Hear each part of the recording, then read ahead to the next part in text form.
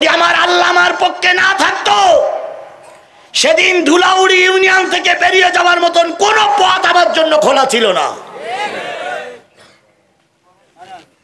বারোয়ানি আমার জুতো দোকান পাততে চলে গেছে, মোবাইলটা ওরা নিয়ে নিয়েছে। কোরআন শরীফ ছেলেরা মঞ্চের পরে, আর উনি ছিলেন পাশে। টেবিলে যখন ধাক্কা দিয়েছে কোরআন শরীফটা 4 হাত দূরে যেই পড়ল। কত লোক যে কোরআন শরীফ পা দিয়ে কত লোক যে নিজের প্রাণ রক্ষা করার জন্য কোরআন শরীফের পারে পা দিয়ে চলে গেছে আল্লাহই ভালো জানে। বুট যে দুটো বুটুরতে একটা বুট আপনারা পাইছেন, একটা বুট আমার কোথায় গেছিল আল্লাহই ভালো জানে। আমার মাথায় কি বুদ্ধি আসলো, আল্লাহ বলল তুই সামনে লাফাই পড়, পিছনে গেলে তুই বাঁচতে পারবি না। আমি ওই 4 হাত 4.5 হাত উঁচু স্টেজের পরের থেকে লাফ দিলাম। কিছু লোক আমাকে সাহায্য করে নিয়ে গেল, আর ওরা তো নিজেরাই তার টেনে লাইট অফ করে দিল। অফ করে দিয়ে ওরা স্লোগান দিতে শুরু করলো। আমি যে কোনো কায়দা হোক মাঠ পেরিয়ে ঘাট পেরিয়ে ধানবনের ভিতর দিয়ে কাদা পানি নদী পার হয়ে সেদিন চলে গেছিলাম। আমার সেদিন থেকে আমার বিশ্বাস হয়েছে একমাত্র আল্লাহ যদি ওই দিন আমার সাপোর্টে না থাকতো ওই দিন আমার লাশ পড়তো। কিন্তু সেদিন কেউ আপনারা সাহায্য করার সুযোগ পাননি, মন থাকার পরেও সাহায্য করার সুযোগ পাননি। সেদিন আমার আল্লাহ আমাকে বাচ্চার মতন তুলে নিয়ে বিপদ থেকে বাঁচিয়েছে। সুতরাং আমার বিশ্বাস আল্লাহই পারে, তুমি আমি কিছুই পারি না। বগুড়ার এক মাহফিলে ওয়াজ হচ্ছে, শিবিরের থানা সেক্রেটারি সভাপতি এসে বলতেছে হুজুর আজকে বাঁচার কোনো লাইন নেই। কেন? কয় চারিদিক থেকে আপনার ঘিরে ফেলেছে, পিছনে সাদা পোশাকে বসে আছে ডিবি। আমি এক নজর তারাই দিকে সব কোমরে পিস্তল, ডাইনে ছাত্রলীগ, সামনে আওয়ামী লীগ, এপাশে যুবলীগ, এপাশে পুলিশ লীগ, সব ঘিরে ফেলেছে, আজকে আমাকে খুন করবেই। কিছুক্ষণ পরে সভাপতি চিঠি লিখলেন, হুজুর মোনাজাত হাফ আপনি করবেন আর হাফ দ্বিতীয় বক্তা পাশে বসে আছে ওরে দেবেন, তারপরে দেখি কি করা যায়। সামনে কোরআন শরীফ রেখেই বলতেছি, কত রিস্ক নিয়ে জীবনে কথা বলতে হয়েছে আল্লাহই ভালো জানে। আমি এবার মোনাজাতের আগে বললাম যে ভাই সবাই তো বাপ মা মারা গেছে, তো চোখ বুঝিয়ে মোনাজাত করলে আল্লাহর দরবারে বেশি কবুল হয়। চোখটা বন্ধ করি আমরা মোনাজাত করি, আল্লাহ বরকত দেবে। বলার সাথে সাথে দেখলাম পুলিশও চোখ বন্ধ করল, আওয়ামী লীগও চোখ বন্ধ করল, যুবলীগও চোখ বন্ধ করল। এবার আমি মোনাজাত শুরু করলাম, রব্বানা যালামনা আনফুসানা ওয়া ইন লাম তাগফির লানা ওয়া তারহামনা লানাকুনান্না মিনাল খাসিরিন রাব্বিরহামহুমা কামা বলে আমি ছেড়ে দিলাম। পাশের হুজুর বলতেছে রব্বায়ানি সগীরা। আয় আল্লাহ, দ্বিতীয় বক্তা মোনাজাত শুরু করেছে, আয় আল্লাহ যত লোক মাহফিলে এসেছে সবাইকে মাফ করে দাও। আয় আল্লাহ আমরা কোরআনের কথা বলতে এসেছিলাম, আয় আল্লাহ তুমি ক্ষমা করে দাও, দানকারীদের মাফ করে দাও। এর ফাঁকে শিবিরের সভাপতি আমার নিয়ে চলে গেল। মোনাজাত চলতি আছে আর ওরা চোখ বুঝি আমিন আমিন বলতেই আছে।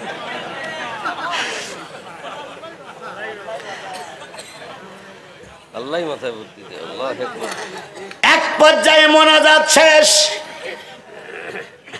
মোনাজাত শেষ হওয়ার পরে যে কাঞ্জা ছিল সবাই এসে দ্বিতীয় বক্তার হাত এটি ধরেছে, হুজুর কি ওয়াজ করলেন, চলেন থানায়, ওসি সাহেব আপনার ডাকে। হুজুর বলতে কি ওয়াজ করলাম? কই আপনি এই বলেছেন সেই বলে। কেডা এই কথা কেডা বলিস আপনার? তা বলতেছ কেন আপনি? বলতে আপনি কার খুঁজতেছেন? তুই জিয়াদি সাহেব এই লোকগুলোর কাছে সন্ধ্যাগান দিন, আমি কি জিয়াদি নাই সন্ধ্যাগান দিন লোকগুলোর কাছে? এরা বলুক আপনার আওয়ামী লীগের লোক আপনার আছে, ওরা বলুক যে আমি জিয়াদি। তা পুলিশ বলতে উনি কে? তা বলতে উনি জিয়াদি না, উনি দ্বিতীয় বক্তা। তুই তাহলে সে প্রধান বক্তা গেল কই?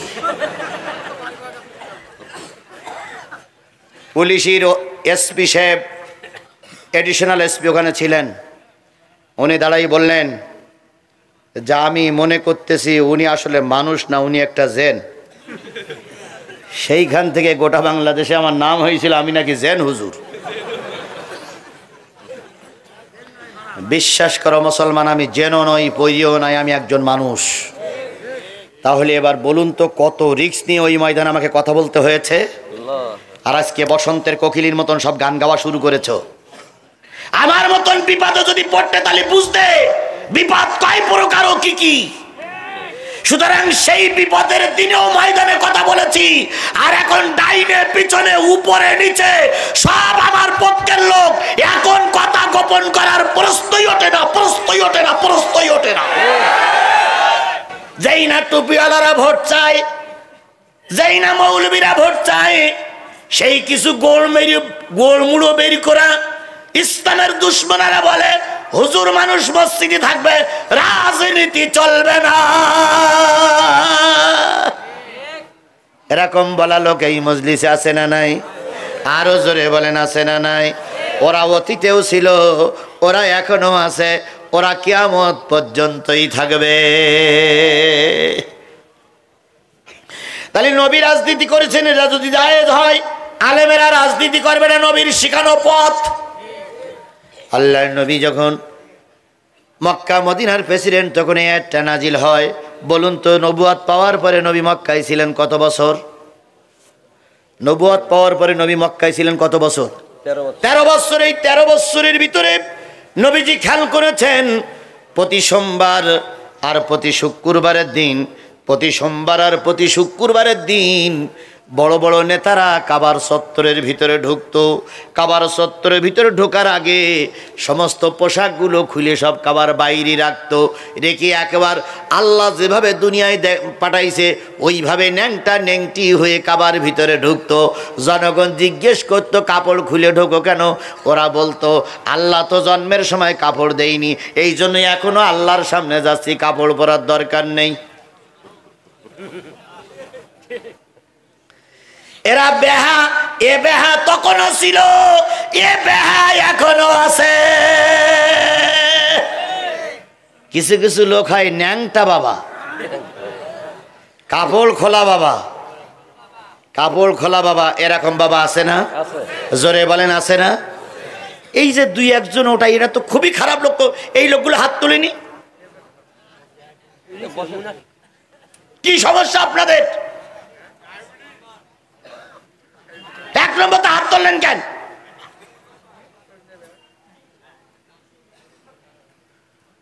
আমি টাইম বেঁধে দেইনি, এই টাইমের পরে আপনি যান, আমি কিচ্ছু বলবো না। আমারে মঞ্চে লাগাইতে দিয়ে টুপটাপ। আপনার এত ডায়াবেটিস, কত বড় বয়স্ক বক্তা, 60 বছর 70 বছর 80 বছর বক্তারা ওয়াজ করে, ওয়াজ করতে করতে কোনোদিন ওয়াজ বন্ধ করে পেশাব করতে গেছে? যে আমার ডায়াবেটিস, পেশাব করে আসি। কোন বক্তার কোনোদিন ডায়াবেটিস পেশাব করা লাগে না। তোমার এত ডায়াবেটিস, তো মাহফিলে এসে বইতাও কেন? ওই দূরে দাঁড়ায় থাকতে পারোনি?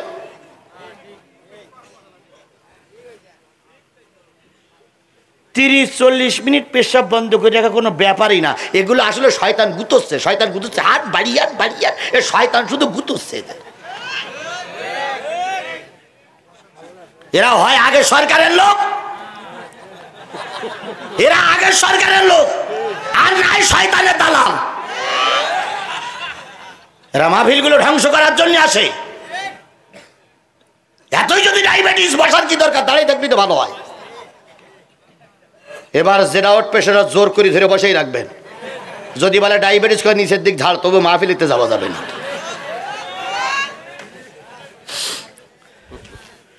বলুন তো, আমার এই 5000 লোকের ভিতর থেকে 3-4 জন লোক চলে গেলে মাহফিলের কোনো ক্ষতি হবে? কিন্তু ওরা তো কপাল ফোড়াই যাচ্ছে, মাহফিলটারে ক্ষতি করতেছে।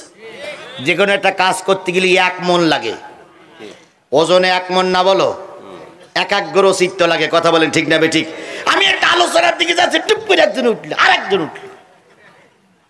আর আমি বেশি দেখি, বেশিরভাগ দেখি হুজুররাই বেশি ওটা চলা করে।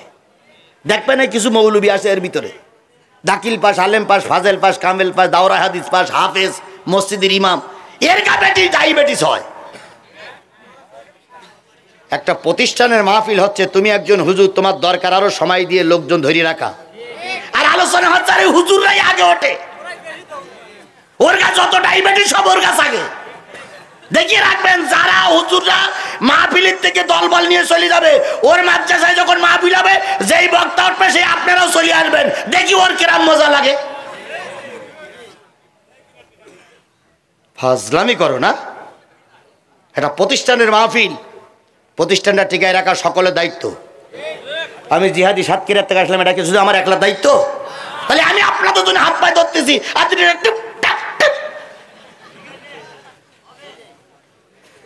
এখনো তো খেলা শুরুই হয়নি। খেলা শুরু হয়েছে এখনো? খেলা তো শুরু হবে এইবার, কারণ টাকা কালেকশনের আগে কোনো খেলা হয় না। টাকা কালেকশন শেষ, কমিটির দায়িত্ব শেষ, এবার আমার দায়িত্ব, আমার চালান চালাবে এবার। ও তুমি বললু চালাবো, না বললু চালাবো দুলা ভাই।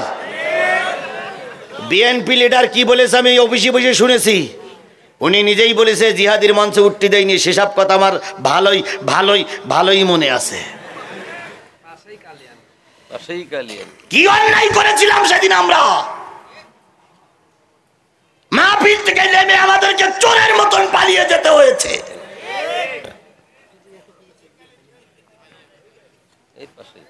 তাহলে সব আমরা আমাদের মনে আছে।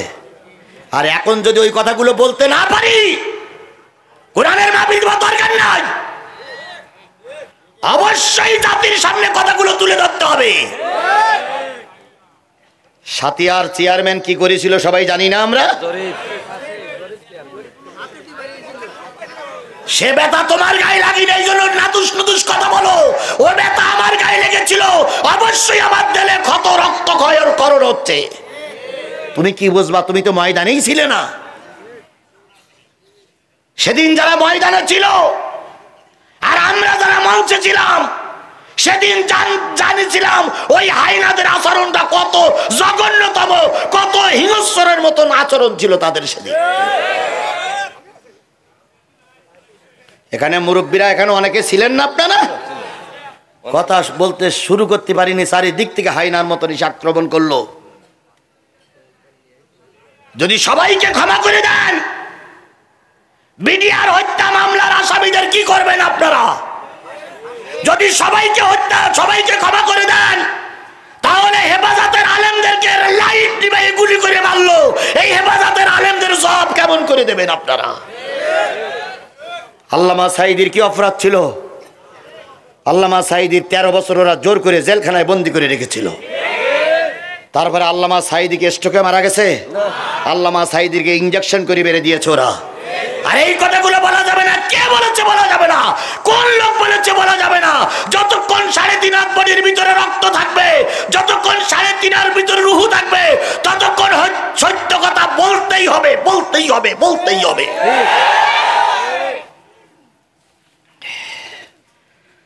আল্লাহ আমাদের বোঝার তৌফিক দিক।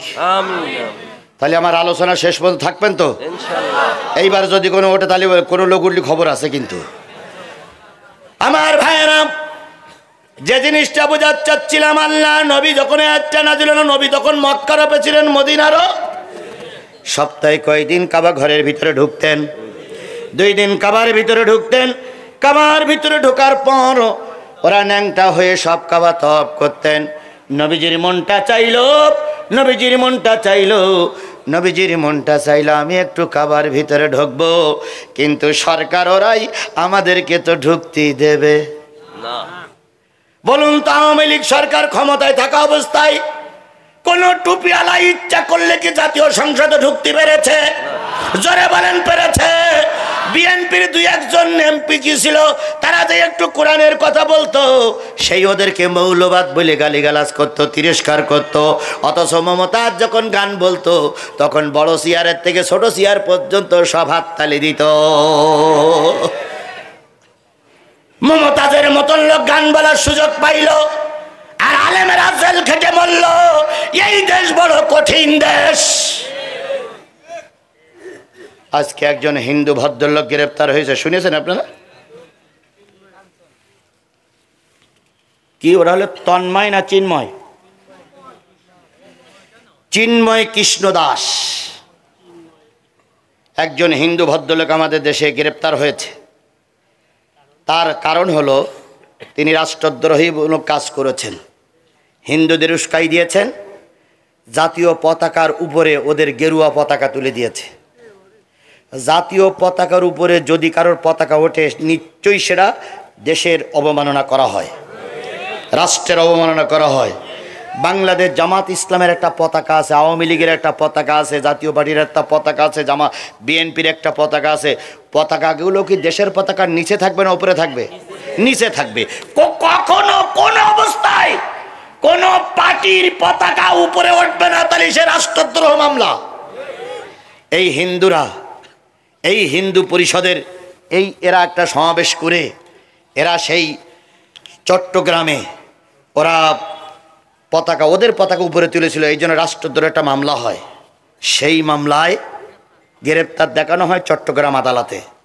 আদালতে গ্রেপ্তার দেখানোর পরে ওরা এত আন্দোলন করেছে, মনে হলো দেশটা হিন্দুদের, আমরা সব নয়দা। শেষ পর্যন্ত ওই আদালতের যিনি প্রসিকিউটর ছিলেন তাকে নির্মমভাবে রেল লাইনের পরে ফেলাইয়ে কোপাইয়ে জবাই করে হত্যা করা হয়েছে। যে ব্যক্তি হত্যা হয়েছেন তিনি হচ্ছেন অ্যাডভোকেট সাইফুল ইসলাম আলিফ।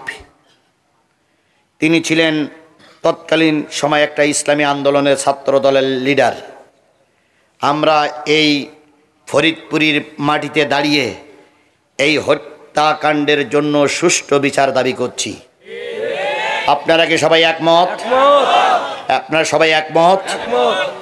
ডক্টর মোহাম্মদ ইউনূসকে বলি, আপনি একা নয়, আপনার সঙ্গে আমরা 18 কোটি মানুষ আছি। কথা বলেন ঠিক না ঠিক? এই সমস্ত হিন্দুদের বিচার যদি আমরা এদেশে করতে না পারি, তাহলে আমাদের তো টোপলা টুলি বেরিয়ে নিয়ে চলেই যেতে হবে।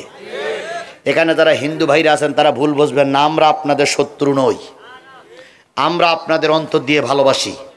কিন্তু আপনাদের ভিতরে কিছু কুলাঙ্গার আছে, আপনাদের ভিতরে সরকারি ছত্র ছায়া থেকে আমাদের পর অত্যাচার করেছে। আমরা অত্যাচারীদের বিচার করছি, কোন হিন্দু মুসলিমের বিচার এখানটায় নিয়ে আনতে চাই না। হিন্দু মুসলমান আমাদের ভাই। কথা বলেন ঠিক না ঠিক? আমরা একই বাজারে দোকানদারি করি, একই বাজারে ব্যবসা করি, আমরা সবাই ভাই ভাই।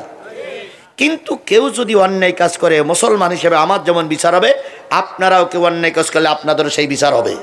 কথা বলেন, কথা বলেন, কথা বলেন ঠিক না ঠিক? কাউকে ছেড়ে দেওয়ার কোনো সুযোগ নাই।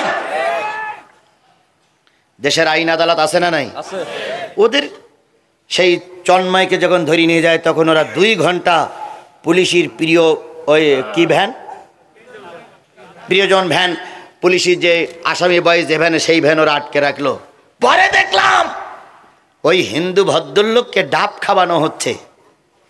জাতির কাছে বলি, যখন মামুনুল হককে ধরে নিয়ে গেছিল, মামুনুল হককে রিমান্ডে নিয়ে 2 দিন পরে আসলো হুইল চেয়ারে বসে, আর এই হিন্দু ভদ্রলোককে ধরিয়ে আনার পরে তাকে ডাব খাওয়ানো হলো। এরপরও যদি বলেন আপনাদের পরে অত্যাচার করা হচ্ছে, তাহলে তো আমরা আপনাদের কাঁধে করে রাখলি মনে হয় ভালো হয়। এই জন্য সরকারকে বলি, সুষ্ঠু বিচারের মাধ্যমে যে ব্যক্তি দোষী তার বিচার করে শাস্তি দেওয়া হোক। এই ব্যাপারে আপনারা কি সবাই একমত? আমরা দোষীদের শাস্তি চাই, এখানে ধর্মকে টেনে আনা যাবে না। ওখানে অন্যায় কাজ করেছে বলে ফরিদপুরের মাটিতে কোনো হিন্দুর পরে আক্রমণ করা যাবে না, এর নাম ইসলাম। কারণ এনারা তো কোনো অন্যায় কাজ করিনি, এনারা আমাদের ভাই। যে অন্যায় কাজ করেছে সরকার তার বিচার করুক। আপনারা কি সবাই একমত? কথাটা মনে রাখবেন, এটা আমার প্রিয় মাতৃভূমি বাংলাদেশ। এ বাংলাদেশের স্বাধীনতা আনার জন্য 15.5 বছর অগণিত মানুষ রক্ত দিয়েছে, অগণিত মানুষ জেল খেটেছে, জীবন দিয়েছে। আমরা যে স্বাধীনতা পেয়েছি এই স্বাধীনতা আর হারাতে চাই না। এই জন্য স্বাধীনতা বজায় রাখার জন্য সবাইকে ধৈর্য অবলম্বন করতে হবে। অধৈর্য হলে চলবে না। সরকার বাহাদুর বিচার করছে, সরকার বাহাদুরের কাছে আমরা বিচার দাবি করছি। আল্লাহ আমাদের বোঝার তৌফিক দান করুক। আমার ভাইয়েরা, আবু জাহেল বাহিনী ঘরের ভিতরে ঢুকতো কি হয়ে? মনে রাখতে হবে, বলে গেলে চলবে না। কি হয়ে? ন্যাংটা হয়ে। আল্লাহ নবী চাইলেন আমি একটু কাবার ভিতরে ঢুকবো। নবী বলেছেন, যদি কোনো ব্যক্তি কাবার ভিতরে ঢোকে, পুত পবিত্র হয়ে 2 রাকাত সালাত আদায় করে কাবার মাঝখানে বসে যদি উপরের দিকে তাকায়, আর তার যদি এলমে মারফত চালু থাকে, ওই ব্যক্তি কাবার ভিতরে বসে আরশে আজিম দেখতে পায়। আল্লাহ নবী চাইলেন একটু কাবার ভিতরে ঢুকবো, কিন্তু অনুমতি নিতে আবু জাহেলের। তাছাড়া ঢোকা যাবে না। কারণ ওই আবু জেহেল ওই কাবার মালিক। কাবার মালিক কে? আল্লাহ। কিন্তু তত্ত্বাবধানেও নাই। নবীজি একদিন সোমবারের দিন সকালবেলা সবার আগে কাবার চত্বরে গেলেন। যেয়ে দেখে কাবার চত্বরে এখনো কেউ আসেনি, নেতারা একটু পরেই আসবে। আসিতেছে নেতারা একটু পরেই আসবে। এখন নেতারা আসার আগেই কাবার পরিষ্কার করার জন্য একজন লোক আসলেন, নাম তার ওসমান ইবনে তালাহা। ওসমান ইবনে তালাহার কাছে চাবি, উনি এসে তালাটা খুললেন। ভিতরে যখন পরিষ্কার করতেছিলেন, আল্লাহর নবী তখন যেয়ে বললেন, ভাই আমার, তুমিও মক্কার লোক, আমিও মক্কার লোক, তুমিও স্থানীয় লোক, আমিও স্থানীয় লোক, তুমিও বিদেশি না, আমিও বিদেশি না। তুমি দীর্ঘদিন কাবার ভিতরে ওঠা বসা করো, আমার মনটা চাচ্ছে একটু কাবার ভিতরে ঢুকবো, দয়া করে একটু ঢোকার অনুমতি দাও। বিনয়ের সঙ্গে, নম্র ভাষায় বিনয়ের সঙ্গে নবীজি বলেন, একটু ঢোকার অনুমতি দাও। ওসমান ইবনে তালাহা বললেন, নাম কি? মোহাম্মদ। বাবার নাম আব্দুল্লাহ, দাদার নাম আব্দুল মুত্তালিব।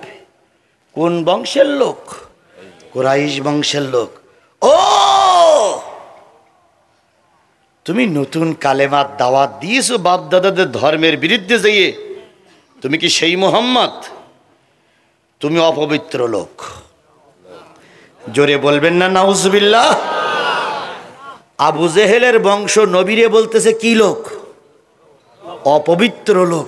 আর আবু জেহেলরাই ওই সমাজে পবিত্র। আগের সরকারের বেলায় তাই ছিল।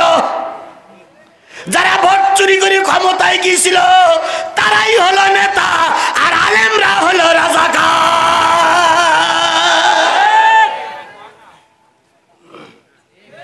কথা বলেন, কথা বলেন, কথা বলেন। বিগত 3 পিরিয়ডে ভোট দিতে পেরেছিলেন কারা কারা? হাত তোলেন তো। এবারে 170টা ভোট দিয়েছেন, কেটা হাত তোলেন। 170টা ভোট দিয়েছেন, কেটা হাত তোলেন। 170টা ভোট দেওয়া লোক আমাদের সমাজে আছে। ভোট ছিল কয়টা? 170টা দিলে কয়টা বেশি দিয়েছে? 169টা বেশি দিয়েছে। এরকম ভোট মারা সুফি, এরকম ভোট মারা হাজি, এরকম ভোট মারা টুপিওয়ালা, এরকম ভোট মারা পাগড়িওয়ালা, এরকম ভোট মারা ইমাম, এরকম ভোট মারা মসজিদের সভাপতি, যারা যারা আছেন একটু হাত তোলেন তো, জাতি আপনাদের দেখি রাখুক।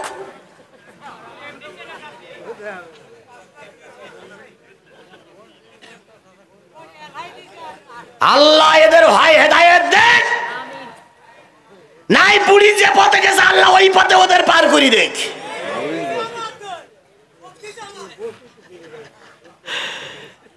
আল্লাহ সবাইকে হেফাজত করুক। আর একটু জোরে বলেন আমিন। আমার ভাইয়েরা, আস্তে আস্তে আস্তে আস্তে, আমার ভাইয়েরা, ওসমান ইবনে তালাহা নবীকে কি বললেন? অপবিত্র লোক। আর ওরাই কি? আল্লাহর নবীর কথাটা শুনে কষ্ট লাগবে না লাগবে না? আরো জোরে বলেন, লাগবে না লাগবে না? আল্লামা সাঈদীরে যখন কোর্টে তোলা হলো, প্রসিকিউটর যারা ছিলেন, বিচারপতি যারা ছিলেন, তারা বললেন, হুজুর দেখতি তো ফেরেশতা ফেরেশতা মনে হয়, আপনি তো 1 লক্ষ মা বোনের ইজ্জত নষ্ট করেছেন। জাতি কথাগুলো শুনুন আগে। আল্লামা সাঈদী চুপ করে আছেন। উকিল এসে আল্লামা সাঈদীরে জেরা করতেছেন। এবার উকিল বলতেছে, হুজুর শুনেছি বুড়ি মানুষকেও ধর্ষণ করেছেন, যুবতীকেও ধর্ষণ করেছেন, নববধূকেও ধর্ষণ করেছেন, আবার শুনেছি আপনি 12 বছরের মেয়েও ধর্ষণ করেছেন। তা আমি একটু জানতে চাই, ছোট মেয়েটা যখন আপনি ধর্ষণ করতেছিলেন তখন আপনার কেমন লাগলো? এরা কত নিচে নামতে পারে? এ জাতি কত নিচে নামতে পারে? আল্লামা সাঈদী চুপ করে আছেন। হুজুর 90 বছরের বুড়ি চলতে পারছিল না, তারে নিয়ে যখন আপনি ধর্ষণ করলেন তখন কেমন লাগলো? বড় হুজুরের চোখ বেয়ে পানি পড়তেছে। বড় হুজুর কোরআনখানা বুকের পরে করে নিয়ে বলতেছে, ও বিচারপতি, তুমি একজন বিচারপতি, জেনে নিও তোমার উপরে, মাথার উপরে আর একজন কিন্তু বিচারপতি আছে। আজকে তুমি আমাকে অপমান করতেছো, আল্লাহ এগুলো সব শুনে রাখতেছে। ও আমার ফরিদপুরের মানুষেরা কথা বলুন তো, আল্লামা সাঈদীর সে কথাটা কবুল হয়েছিল না হয়নি? জোরে বলেন, হয়েছিল না হয়নি? বিচারপতি কালামানিক যখন বিচার করতেছিলেন তখন ওখানেও কালামানিক সাহেব ছিলেন। কালামানিক হেসে হেসে রায় দিলেন, এই দোষে আপনাকে ফাঁসিতে ঝুলিয়ে মারার জন্য আমি আদেশ দিলাম। বাকি কয়েকজন বিচারপতি ফাঁসিতে ঝুলানো আদেশ দেন নাই। কালামানিক অট্টহাসিতে ফাঁসির রায় দিয়ে দিল। বড় হুজুরের চোখ বেয়ে পানি পড়ল, বড় হুজুর জেলখানায় গেল। দেখুন না ভাই, অন্যান্য বিচারপতিদের চাইতে কালামানিকের বিচারটা হয়েছে অন্যরকম। এক লাতিতে বিসি আউট। কি আউট? BC out. কলার পাতায় শুয়ে আছে, জনগণ ধরি এমন লাতি মেরেছে, বিসি আউট হয়ে গেছে। হাসপাতালে যে অপারেশন করে রক্ত ঝক্ত পরিষ্কার করে এবার বেডশিট দিয়ে ঢেকে রেখেছে। সাংবাদিকরা বলতেছে, স্যার স্যার স্যার বলতে হাসিস কে? হাসি আপনি না বড় হুজুরি ফাঁসি দিতে চাইলেন, তা তো হইল না স্যার। তো বলছে হইল তো না, আর আমি মহাবিপদে। কই কেন? কয় জনগণ এমন মাইন মেরিয়েছে, আমার একটা আউট হয়ে গেছে। তো সাংবাদিকরা বলতে, স্যার ডাইন পাশেরটা না বাম পাশেরটা? তখন কালামানিক বলতে, আমি আমার জেলায় পথ পাই না, তুই কাল ডাইন পাশেরটা না বাম পাশেরটা খোঁজ দিছিস? আজকে শিক্ষা নাও। বাকুম বাকুম করেছিল অনেক, যারা বাকুম বাকুম করেছিল তারা আউট হয়ে গেছে, যারা ধৈর্য ধারণ করেছিল তারাই সমাজে মাথা উঁচু করে আছে। কার বিচার? এই মুসলমান কথা বলেন, কার বিচার? সেই আল্লাহ এখন আছে বলে মনে হয়? ভয় পেও না, ভয় পেও না, আধারে ভয় পেও না, আধারে ভয় পেও না, আলো আছে আড়ালে, জালিমেরা পালিয়ে যাবে তুমি উঠে দাঁড়ালে।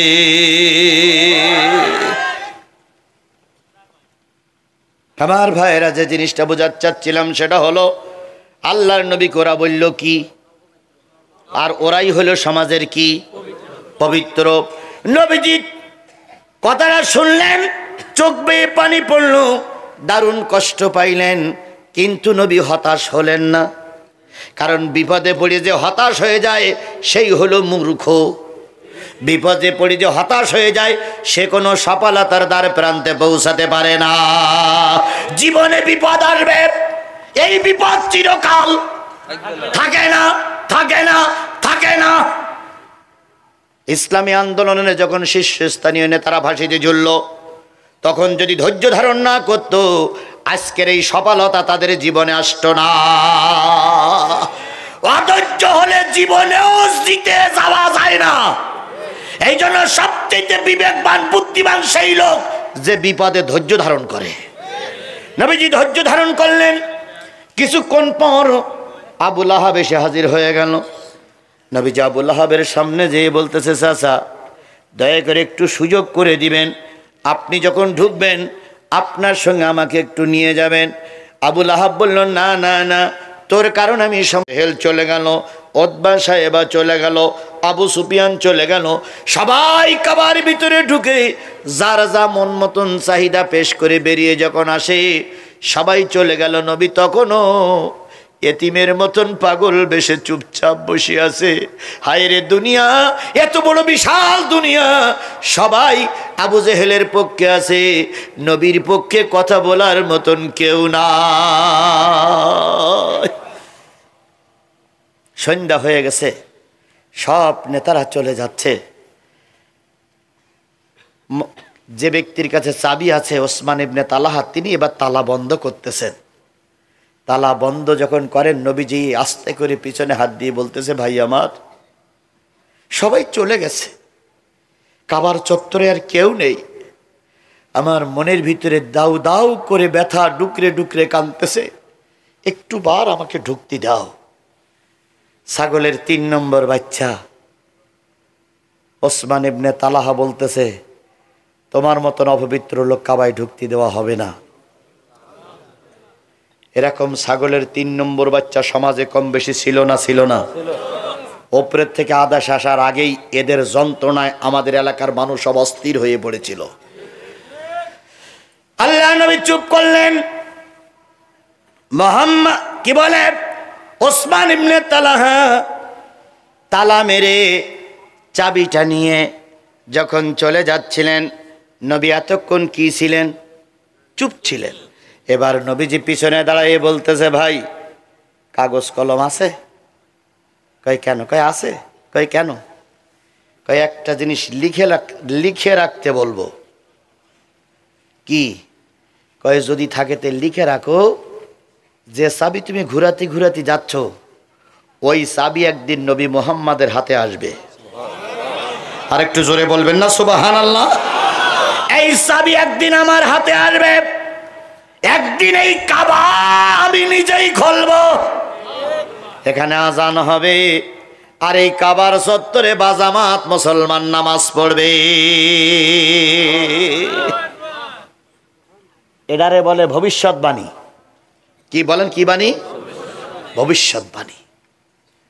ওসমান ইবনে তালহা যাচ্ছিলেন সোজা হয়ে, পিছনে ফিরে বলল, ভাই কথাটা কি হইল? নবীজি আবার রিপিট করলেন এইটাই।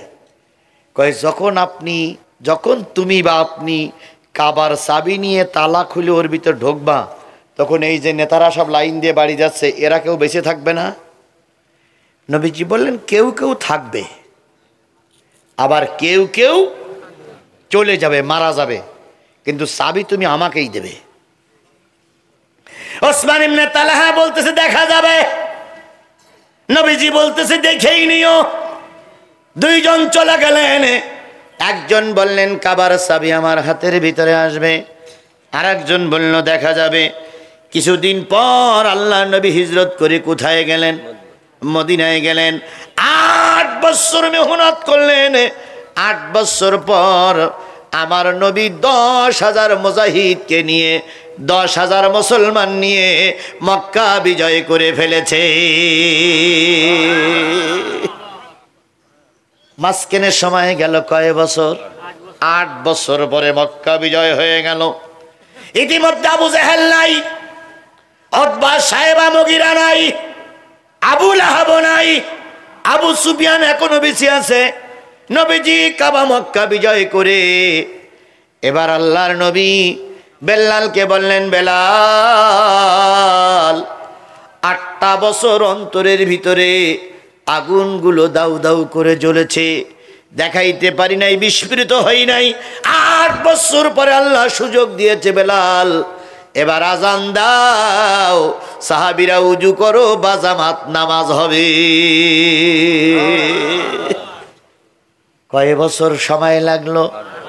আপনাকে ধৈর্য ধারণ করা লাগবে। রাতারাতি ইসলাম কায়েম হবে না। তবে 52টা বছর আমরা ধৈর্য ধরেছি। কথা বলেন ঠিক না বে ঠিক?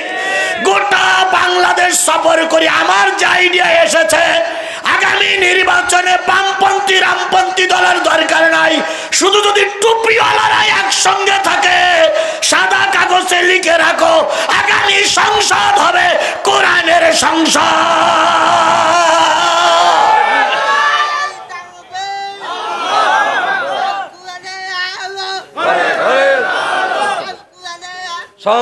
আমার আগামীতে যদি শুধু টুপিওয়ালারা একসঙ্গে থাকে, এদেশ কিসের দোষ হয়ে যাবে? কিন্তু আমাদের দেশের কোরআন কায়েম করার পথে বাধা একদল টুপিওয়ালা। একদল টুপিওয়ালারাই আমাদের দেশে কোরআন কায়েম করার পক্ষে বাধা। এত ভয় কেন? কিসের ভয় করো? তুমি ময়দানে নামো, জালিমের সামনে আল্লাহ তোমাকে নামাই দিয়ে তামাশা দেখবে না।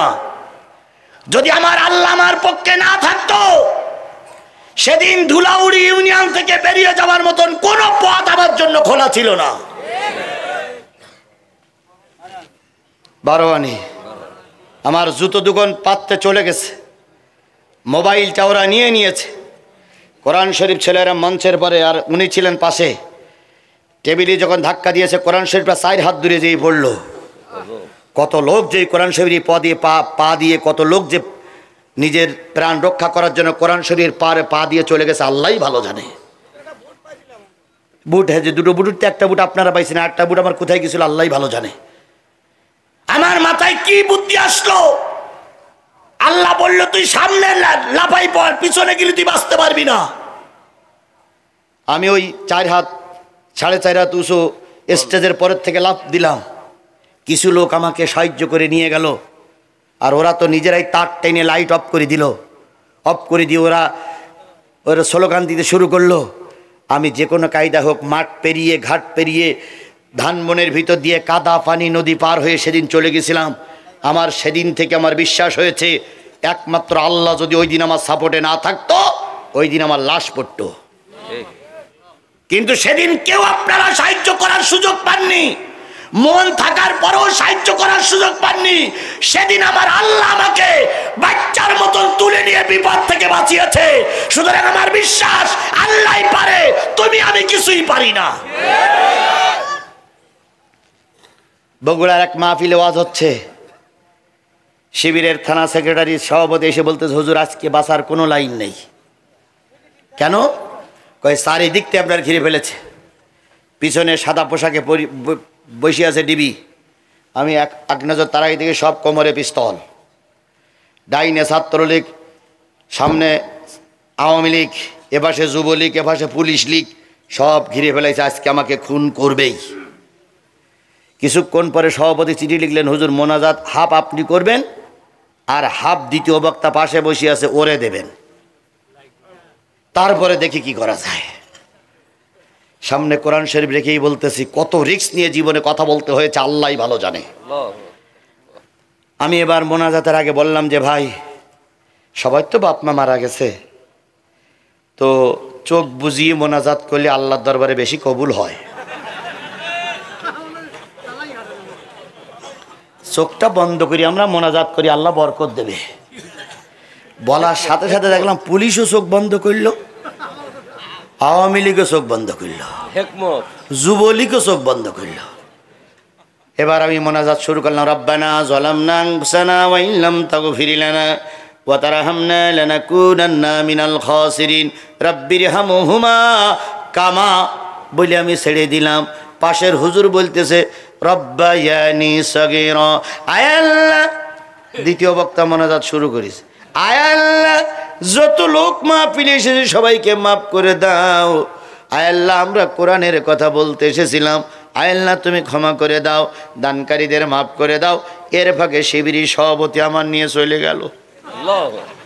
মোনাজাত চলতি আছে আর ওরা চোখ বুঝি আমিন আমিন বলতেই আছে।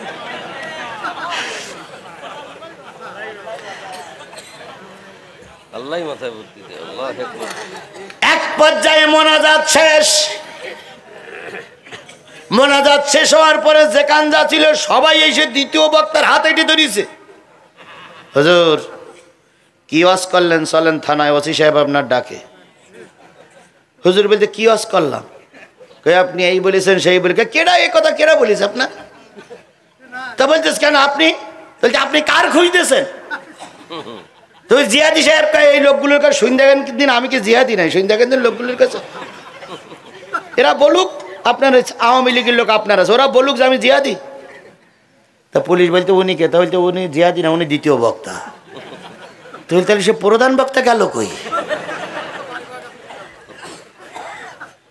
পুলিশের এসপি সাহেব, এডিশনাল এসপি ওখানে ছিলেন, উনি দাঁড়াই বললেন যা আমি মনে করতেছি উনি আসলে মানুষ না, উনি একটা জেন। সেইখান থেকে গোটা বাংলাদেশে আমার নাম হয়েছিল আমি নাকি জেন হুজুর। বিশ্বাস করো মুসলমান, আমি জেনও নই, পৈরিও নাই, আমি একজন মানুষ। তাহলে এবার বলুন তো কত রিস্ক নিয়ে ওই ময়দানে আমাকে কথা বলতে হয়েছে। আর আজকে বসন্তের কোকিলের মতন সব গান গাওয়া শুরু করেছো। আমার মতন বিপদও যদি পড়তে তাহলে বুঝতে বিপদ কয় প্রকার ও কি কি। সুতরাং সেই বিপদের দিনেও ময়দানে কথা বলেছি, আর এখন ডাইনে পিছনে উপরে নিচে সব আমার পক্ষের লোক। এখন কথা গোপন করার প্রশ্নই ওঠে না, প্রশ্নই ওঠে না, প্রশ্নই ওঠে না।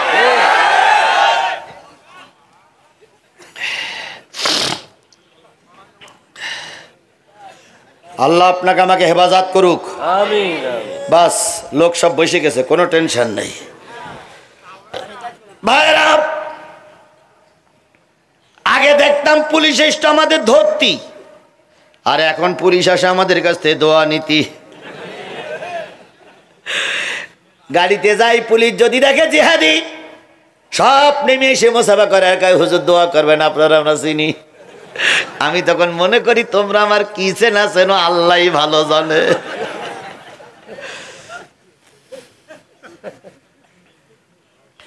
আল্লাহ জাতির হেদায়েত দান করুক, সকলে মিলে বলেন আমিন। আর একটু জোরে বলেন আমিন, আরো জোরে বলেন আমিন। তবে আলহামদুলিল্লাহ, আলহামদুলিল্লাহ, প্রশাসনের ভাইরা এত সুন্দর এখন আচরণ করতেছে। আমরা চাই এই আচরণ কিয়ামত পর্যন্ত দেশে চালু থাক, কারণ ওনারা আমাদের বন্ধু, ওনারা আমাদের শত্রু নয়। কিছু পুলিশের কারণে পুলিশ ডিপার্টমেন্টের কিছু লোকের নামে দুর্নীতি দুর্নাম হয়েছে।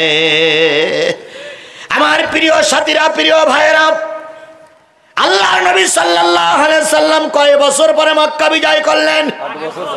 এখন কাবায় কি হবে? আজান হবে, জামাতে নামাজ হবে। নবীজি বললেন বেলাল আজান দাও। বেলাল বলেন ইয়া রাসূলুল্লাহ, আজান ভিতরে দেব না বাইরে দেব? কোন সূরার কত নম্বর আয়াত? কত নম্বর আয়াত? আমি কিন্তু ওই আয়াতের পরেই আছি, একটুও বাইরে যাইনি। শুধু আয়াতটা কোন প্রেক্ষাপটে নাজিল হলো এটা না বুঝলে আপনাদের বুঝ আসবে না, তাই প্রেক্ষাপটটা বলতেছি, শানে নজুলটা বলতেছি। শানে নজুলির পরেই আয়াত আপনাদের সামনে নিয়ে আসবো ইনশাআল্লাহ। অধৈর্য হওয়ার কোনো দরকার নাই, কেউ ভুল বুঝবেন না। আমি কোনো পার্টির টিকিট নিয়ে এখানে ওয়াজ করতে আসিনি। আমি এখানে ওয়াজ করতে এসেছি কিসের ওয়াজ? কোন পার্টি ক্ষমতায় গেল আর কোন পার্টি হেরে গেল ওটা জিহাদির কিছু আসে যায় না। জিহাদির বক্তব্য সত্য কথাটুকু বলতে পারলাম কিনা। ক্ষমতায় যাবেন আপনারা, দেশ রক্ষা করবেন আপনারা। আমি যতটুকু পারি ক্ষুদ্র মানুষ, আমার কাজ আমি করতেছি, আপনার কাজ আপনি করেন। আল্লাহ বিজয় দেবেই দেবেই দেবে ইনশাআল্লাহ। আমার সাথীরা, নবী সাল্লাল্লাহু আলাইহি সাল্লাম বলেন বেলাল আজান দাও। বেলাল বলেন ইয়া রাসূলুল্লাহ, কাবায় তো তালা মারা। হ্যাঁ, তালা মারা? হ্যাঁ, এই যে বড় তালা মারা। নবীজির পিছনে তখন কয় হাজার? ওমর আছে ওই সঙ্গে, আলী আছে। নবীজি যদি একবার বলতেন যে ওমর তালা ভাঙ, কতটুক সময় লাগতো? একবার। হযরত আলী যদি বলতেন তালা ভাঙ, একবার টান দিত, কাবার দরজা বাড়তে ছাড়াই আসতো। কিন্তু রসুল বললেন তালা ভাঙাটা সন্ত্রাসীদের কাজ, ইসলাম সন্ত্রাসীতে বিশ্বাস করে না। সুতরাং আমরা তালা ভাঙার দল নই, এর নাম ইসলাম। আমাদেরকে তোমরা জঙ্গি বলো, প্রকৃত জঙ্গি তারাই যারা দেশ ছেড়ে পালিয়ে গেছে। আমরা জঙ্গি নই, আমরা সন্ত্রাসী নই। জঙ্গি তোমাদের মা, সে টুপলা টুপলি বেঁধে নিয়ে চলে গেছে, আর তোমরা এখন বেঁচে যে ভ্যা ভ্যা করতেছ।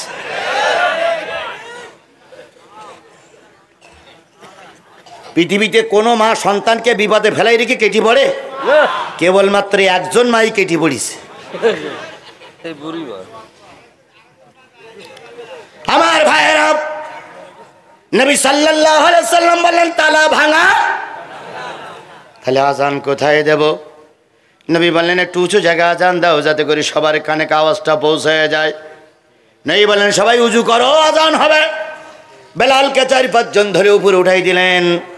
বেলাল কাবার ছাদের পরে দাঁড়িয়ে আজান দিলেন, আল্লাহু আকবার, আল্লাহু আকবার, আশহাদু আল্লা ইলাহা ইল্লাল্লাহ, আশহাদু আন্না মুহাম্মাদার রাসূলুল্লাহ বলে বামে ফিরাইয়ে রসুলের দিকে তাকাচ্ছে। বেলাল যখন আজান দিতেন আশহাদু আন্না মুহাম্মাদার রাসূলুল্লাহ বলতেন, আর নবীকে দেখাই দিতেন এই নবী। তিনি মুখেও বলতেন, হাত দিয়েও দেখাই দিতেন। বেলাল যখন নবীর দিকে তাকাইছে, নিচের দিকে তাকাই দেখে কাবার ছাদের পরে একজন লোক শুয়ে আছে, ভূত হইয়ে। বেলাল আজান বন্ধ করে দিলেন। বেলাল আজান বন্ধ করে দেওয়ার পরে নবীজি বললেন বেলাল আজান বন্ধ করলি কেন? কই ইয়া রাসূলুল্লাহ, কাবার চত্বরে একজন ভূত হয়ে শুয়ে আছে। নবীজি বললেন, কে সে? নবীজি বললেন, কে সে? নবীজি বললেন, কে সে? নবীজি বললেন, কে সে? কয় তা তো জানি না। কয় ওর একটু ডাকো। বেলাল পা ধরে নাড়া দেয়, ও ভাই, ও ভাই, ও ভাই। সমস্ত শরীর নড়ে কিন্তু চোখ খোলে না। নবীজি বললেন, কি হইল? কয় ইয়া রাসূলুল্লাহর পা ধরে নাড়া দিচ্ছি, সব নড়তিস কিন্তু চোখ খোলে না। নবীজি বলেন, মাথার দিক দিয়ে পা ডাকো। মাথা ধরে নাড়া দিয়েছে, পা পর্যন্ত নড়ে কিন্তু চোখ খোলে না। নবীজি বলেন, বেলাল কি হইলো? কয় চোখ খুলতেছে, চোখটা একটু আলগা করো দিন। তো বেলাল চোখ আলগা করিয়ে ও ভাই চোখ খোলো না কে? ও চোখ মিটকি মেরে রয়েছে। বলুন তো, ও কি জেগে ঘুমাচ্ছে না প্রকৃত ঘুমাচ্ছে? যে ব্যক্তি জেগে ঘুমায় তারা জীবনে কোনোদিন চেতনা করা, আর যে ব্যক্তি প্রকৃত ঘুমায় তার এক ডাকেই সে চেতন পায়। আমাদের দেশের 15 বৎসরে কিছু লোক জেগে জেগে ঘুমাইছে, এদেরকে আমরা জাগাতে পারি না। যখন জেগেছে তখন টোপলা বেঁধে নিয়ে পালাই যেতে হয়েছে। এই ছেলেরা, বন্ধুগণ, নবীজি বললেন, বেলাল কি হইল? কয় হুজুর মোটো চোখ খুলতেছে না। নবীজি বললেন, বেলাল ওর মাথাটা ধরে একটু উঁচু করো দিন। তো বেলাল খুব কষ্ট করে মাথাটা ধরে উঁচু করিস। নবীজি বলতেছেন, তুমি সে ওসমান ইবনে তালহা না, সেই চাবিওয়ালা না? কাবার তালা মারলো কে, সে যে এক চাবিওয়ালা। তুমি সেই চাবিওয়ালা না? হ্যাঁ, চাবিটা দাও, চাবিটা দাও। ওসমান ইবনে তালহা বলতেছে, ওপরের নির্দেশ আছে, দেওয়া যাবে না। নবীজি বললেন, বেলাল 10,000 মানুষ দেখার পরে ওর পরিবর্তন আসি নাই, সুতরাং ওমরকে ডাকো, আলীরে ডাকো। দুইজনে ডেকে বলতেছে, আলী, ওমর চাবি দিচ্ছে না, তো একটু যে উপরে যাওয়া লাগে, সোজা আঙুলে যখন ঘি ওঠে না তখন আঙুলে একটু কি করতে হয়? ব্যাখ্যা করতে হয়। অমুসলিম ভাইদের বলি, বিগত 52টা বছর পুজো করেছেন আর এ বছরের পুজো করলেন।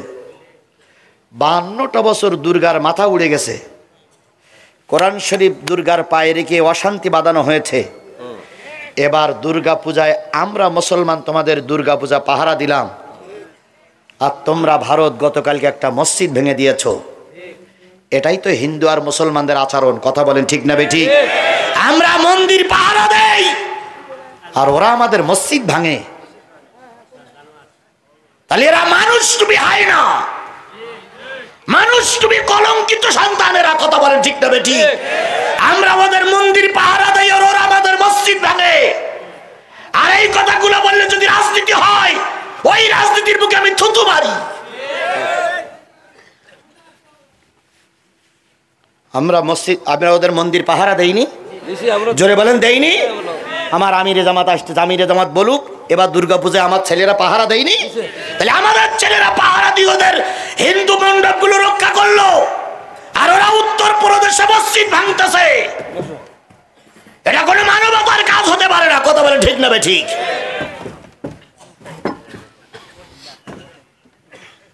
আর এই কথাগুলো যদি না বলা যায় তাহলে জাতির সব চুরি পড়া উচিত। আল্লাহ আমাদের বুঝ দান করুক, আমিন। আর একটু জোরে বলেন আমিন, আরো জোরে আমিন।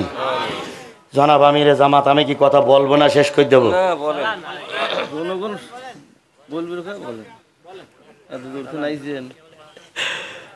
চলবে, চলবে। আমি সাহেব বলতে জনগণ যদি চালাতি বলে চালান, ওনার কোনো দায় দায়িত্ব আছে বলে উনি মনে করতেছে না। তাহলে এবার আমি আপনাদেরকে বলি, আপনারা কি চালাতে চান? কারা কারা চলবে পক্ষে আছেন? 2 হাত উঁচু করে দেখান। বাহ, বাস।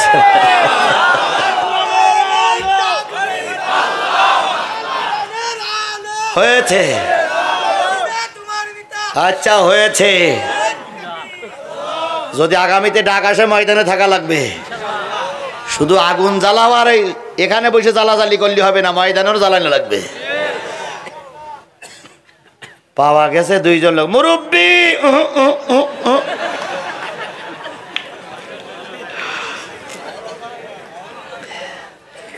আমার ভাইরা আসুন, কথার দিকে আসুন। কোন সূরা, কত নম্বর আয়াত? এই এসে গেছে আয়াতে। আল্লাহর নবী বললেন একটু উঁচু করে ধরা হলো। যখন চাবি দিতে চায় না, ওমর গার আলীকে ডাকা হলো। ওমর বলতেছে, এই চাবিওয়ালা, আমার দিক তাকা, আমার সেনস, আমি বরিশালী বেটা, সেনস মোরে সেন, মুই কেডা বরিশালী বেটা। কি শোনেন, এটা শোনেন? ওমর বলতেছে, আমার সেনস, মুই কেডা? আমি ওমর, যে পথে চলি সে পথে শয়তানও চলে না ভয়ে। তোর 3 বার সিগন্যাল দেব, যদি চাবি না দিস, আলী ওই পাশটা উঠবে আর আমি এই পাশটা উঠবো, তারপর তোর মজারা তুই ঠিক পাবি। এবার খেয়াল কর, তুই চাবি দিবি কি না দিবি। ওয়াহিদ ইসনানে সালা সাহ বলবে, এর মধ্যে চাবি বেরি করি না, বলতে এই নেন চাবি নেন, আমি আরো ঝামেলায় যাব না। তাহলে কথায় বলে শক্তের ভক্ত, আজও তাই চলছে। কথা বলেন ঠিক না বেঠিক? যতক্ষণ নরম দেবেন ততক্ষণ ওরা আপনার মাথার পরে ধিন ধিন করে নাচবে। একটু শক্ত হবে, ময়দান থেকে জুতো ফেলাই দিয়ে পালাই যেতে বাধ্য হবে।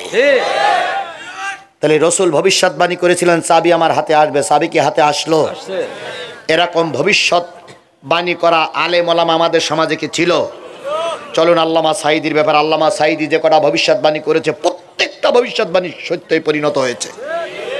আল্লামা সাঈদী বলেছিলেন, জুলুম বন্ধ করো, নির্যাতন বন্ধ করো, আলেম ওলামাদের গ্রেফতার বন্ধ করো, নতুবা এমন সময় আসবে পালানোর জন্য ইঁদুরের গর্ত পর্যন্ত খুঁজে পাবা না।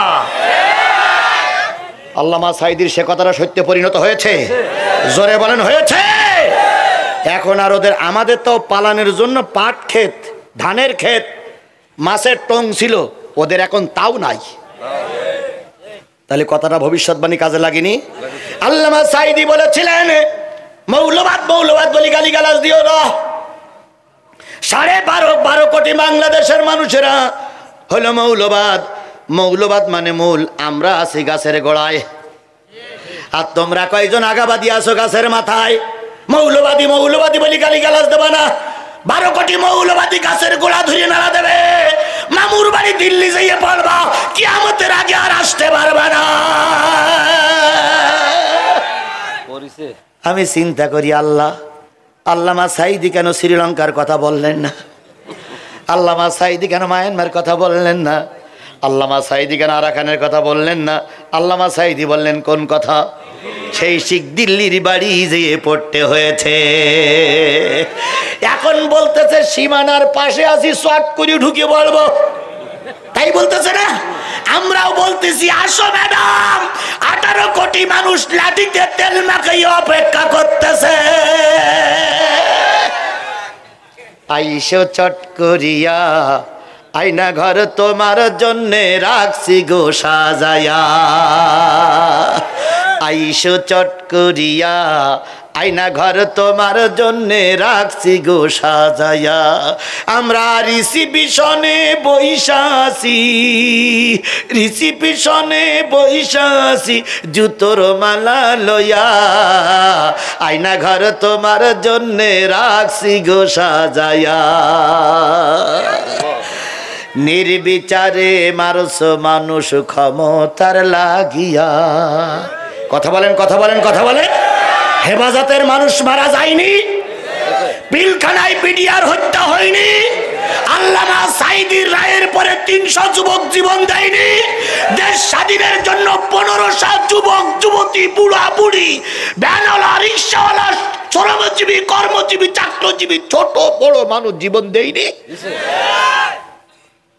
নির্বিচারে মারছ মানুষ ক্ষমতার লাগিয়া, দিন ধর্ম আর মানবতা সব কিছু ছাড়িয়া বুবু সব কিছু ছাড়িয়া, তোমার পাপের শাস্তি পাপের শাস্তি পাইতে হবে যাইও না ভুলিয়া, আয়না ঘর তোমার জন্যে রাখছি গো সাজায়া। বড় হুজুর বলেছিলেন উত্তর গগনে কালো, কিসের পূর্বাভাস লক্ষ্য করছি? এমন অমাবস্যার আন্ধার নেমে আসবে, শক্ত হাতে যদি মোকাবেলা করতে না পারো সবে সাদেক, সেটা কি কার্যে পরিণত হয়েছিল? তাহলে এর নাম হলো আল্লাহর ওলি। ওলি খুঁজে পাও না, ওলি খোঁজো তার কাছে যেয়ে যার পরনে কাপড় নেই, ন্যাংটা বাবা, চুল কাটে না, দাড়ি কাটে না, গোপ কাটে না, বগলের তা কাটে না, আরো কত জায়গা আছে কাটে কিনা আল্লাহই ভালো জানে। ওনারা গোসল করে আর সেই পানি খায় আর খায়, বাবার গোসল করে পানি খাচ্ছি খাচ্ছি খাচ্ছি, ওসি গন্ধ ছাগলের গোসল করি ওই পানি খাও। এরা মারফতি নয়, এরা হলো মারুলাতি। শরিয়াত মারফত, শরিয়াত হকিকাত তরিকাত বাদ দিয়ে যারা মারফতি সাজে এরা ইসলামের দুশমন।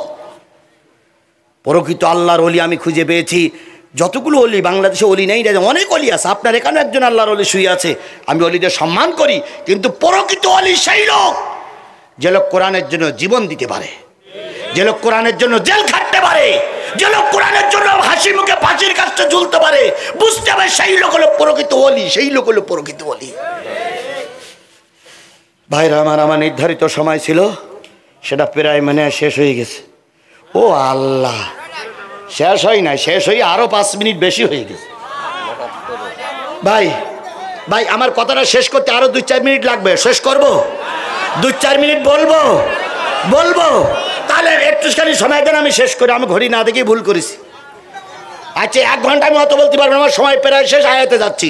আমার ভাইয়েরা, নবী এবার আজান, এবার চাবি নিলেন, তালা খুললেন, ভিতরে কতগুলো মূর্তি, ওই মূর্তির ভিতরে হজরতে ইব্রাহিম খলিলুল্লাহর মূর্তিও কাবার ভিতরে ছিল, ইসমাইলের মূর্তি ছিল, মা মেরির মূর্তি ছিল, তারপরে আদমের মূর্তি ছিল, তারপরে কি লাত উজ্জার হবলের মূর্তি ছিল।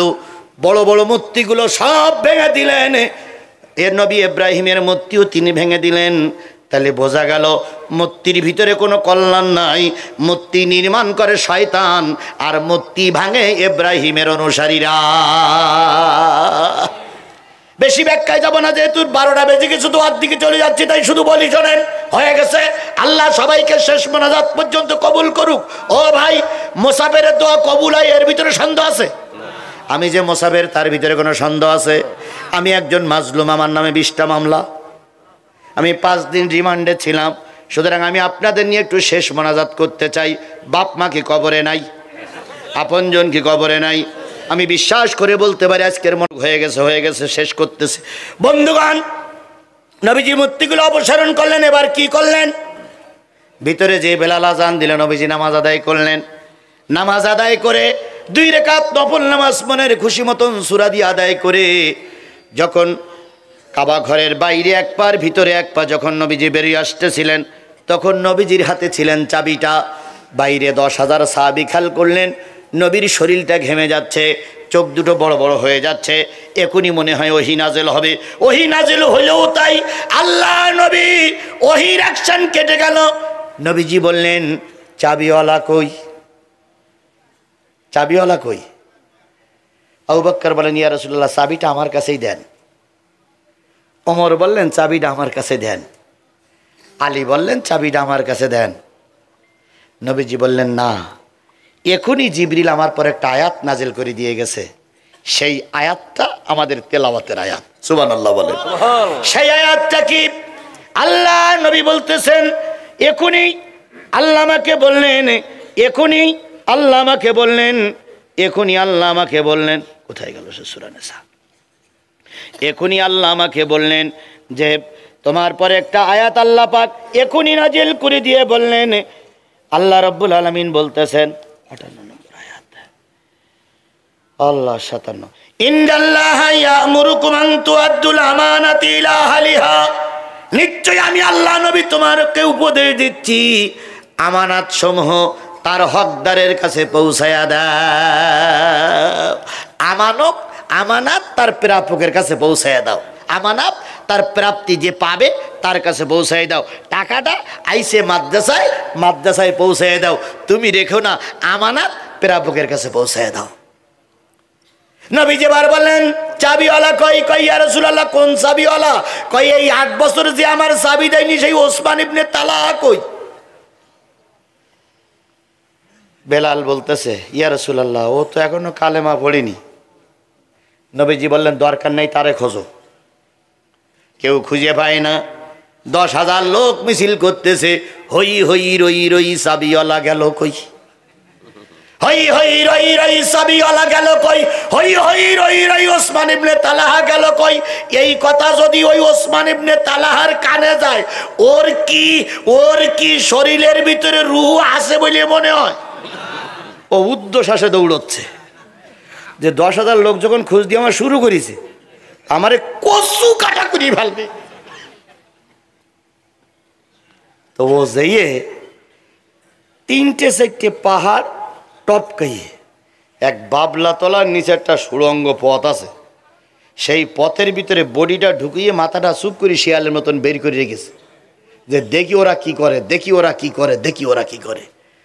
আর ওই পাহাড়ের সামনে দিয়ে মুসলমানরা খুঁজে চাবিওয়ালা ভাই কই, যত বলে চাবিওয়ালা ভাই কই তত ভিতরে ঢোকে। লোকজন যে একটু চলে যায় সে আর মাথা বের করে দেখে যে আল্লাহ, আমি যে নেতার পিছনে দল করেছিলাম সে নেতা তো উড়াল দেশে, এখন আমি তো মরেছি। ভালো করে খেয়াল করেন, সুন্দর করে খেয়াল করবেন। এখানে আওয়ামী লীগের ভাইরা আছেন, দয়া করে খেয়াল করুন। আমাদের ইসলাম আর আপনারা এতদিন কোন ভুলের ভিতরে ছিলেন একটু খেয়াল করুন। আল্লাহ নবী সাল্লাল্লাহু আলাইহি সাল্লাম সাহাবীদেরকে জিজ্ঞেস করলেন পাওয়া গেল কই না? নবীজি বললেন জিবরিল আমাকে বলে গেছেন, নবী আমাকে বলে গেছেন 4 পাহাড়ের পরে একটা বাবলা গাছের গোড়ায় একটা সুড়ঙ্গ পথ, ওই সুড়ঙ্গ পথের ভিতরে ওসমান ইবনে তালহা লুকায়িত আছে। আলী আর ওমর 2 জন যাও। লোক পাঠানিরা লোক পাচ্ছে না, ওই 2 জনেই নড়ি ছড়ি পাঠাচ্ছে। তার 2 জন ওই গুহার পাশে যেয়ে বলতেছে ভাই এই না সে বাবলা গাছ? হ্যাঁ, এই বাবলা গাছের গোড়ায় ওসমান ইবনে তালহা, তুমি পালাই আসো। নবী বলেছো তুমি এখানে আসো, বেরিয়ে এসো। ও আরো ভিতরে ঢুকেছে। তো এইবার ওমর মুখের কাছে যেয়ে বলতেছে ও ভাই আসো আসো, চট করে আসো। তখন ও বলতেছে ভাই ওমর বিশ্বাস কর ভাই, আমি চাবি দিস চাইছিলাম কিন্তু নেতারা দিতে দেয়নি। ফান্দে পড়িয়া বগা কান্দে রে, এখন অনেক বগাই ফান্দে পড়িয়ে কাঁদতেছে, তাই না ভাই? তাই না ভাই? তাই না ভাই? যে নেতাদের দেখে পুলিশ চালুট দিত সেই নেতাদের এখন কোমরে দড়ি বেঁধে কোটে তোলা হচ্ছে। এখন ওরা কোটে কাঁদতেছে। এখন কান্দো কেন? যখন কান্দার সময় তখন তোমরা কান্দনি। হেফাজতের আলেমদেরকে লাইট নিবাই দিয়ে মেরে দিল। কথা বলেন ঠিক না বে ঠিক? রক্তগুলো মিশানোর জন্য গরম পানি দিয়ে তাদেরকে ধ্বংস করে দিল। আজকে হেফাজতের সেক্রেটারি সম্ভবত মামুনুল হক, উনি কোর্টে মামলা করেছেন শেখ হাসিনা সহ কতজনের নামে যেন মামলা করেছেন, 40 জন না 45 জনের নামে। শেখ হাসিনা সহ 40 জন না 44 জনের বিরুদ্ধে আজকে মামুনুল হক মামলা করেছেন। তার প্রধান আসামি হলো শেখ হাসিনা, মরহুম শেখ হাসিনা রহমতুল্লাহ আলাই। পলাতক শেখ হাসিনা রহমতুল্লাহ আলাই। ভাই শেখ হাসিনার পিছনে রহমতুল্লাহ আলাই ওরাই লিখেছিল। হযরত শেখ হাসিনা রহমতুল্লাহ আলাই। কত নিচে নামতে পারে মানুষ। রাদিয়াল্লাহু তাআলা আনহুর পরে যত আউলিয়া উলিয়াগণ মারা গেছেন তাদের পিছনে লেখা হতো কি রাহমাতুল্লাহ আলাইহি। আর বাংলাদেশ নয়, নবী করিম সাল্লাল্লাহু আলাইহি সাল্লাম থেকে শুরু করে বড় বড় আলেমদের প্রথমে হযরত লেখা হতো, আর সেই হযরত আর সেই রাহমাতুল্লাহ আলাইহি ওই শেখ হাসিনার পিছনে লিখেছে। কত পাম্পট্টি দিতে পারে, কত পাম্পট্টি দিতে পারে, কত পাম্পট্টি দিতে পারে। ওরা যে নির্যাতন করেছে ওই নির্যাতন যদি আমরা চালাতাম তাহলে প্রত্যেকের জিহ্বা টেনে কুকুরি দিয়ে খাওয়ানো লাগতো। এখনো দোকানদারি ঠিক মতনই করে যাচ্ছ, এখনো ব্যবসা প্রতিষ্ঠান ঠিক মতনই দোকান খুলে রেখেছ, এখনো চাকরিতে ঠিক মতন জয়েন যাচ্ছ। মা চলে গেছে বাক বাকুম করো না, কাল্লা আলাদা করে ফেলবে জনগণ। একবার ক্ষমা করে দেওয়া হয়েছে বলে বারে বারে ক্ষমা করে দেওয়া হবে না। আল্লাহ হয় বোঝার তৌফিক না দেন নাই, ওর মা যেভাবে গেছে ওরাও সেইভাবে চলে যাক। আমার ভাইয়েরা, নবীজি বললেন, ওমর বললেন চলো। এই মুরব্বি মুরব্বি মুরব্বি মুরব্বি,